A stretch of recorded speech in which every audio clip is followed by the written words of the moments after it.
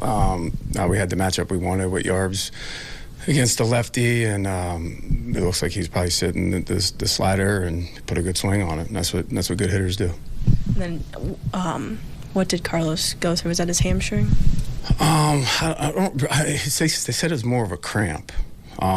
With that whole situation, the home plate umpire did not put him in the game, but I heard it over the loudspeaker, and that's my fault for with Sable, so going out there. So when I went out there, we were making that move, and then Dan came to me and told me that he didn't put him in the game yet. So then the Carlos came back out until they made the move, and then we went to Yarbrough. What did you think of the way Kris pitched today? Oh, he was incredible. I mean, he gave us what we were hoping for, and that was 6 innings, and turned it over to Hernández, Yarbrough, and then Barlow in some fashion, and he was great. Couldn't ask for anything more. Was there any thought to keeping him in there?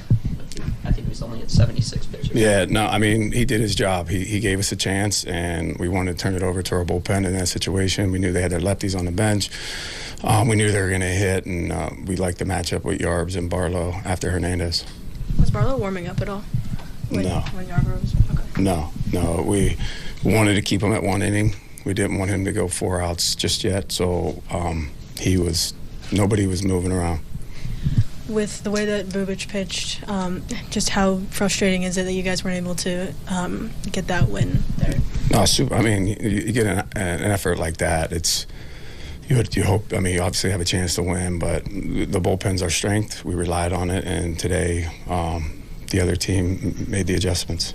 There's some missed opportunities there with the offense, not a ton, but thinking after Nicky's double there late, not getting him in.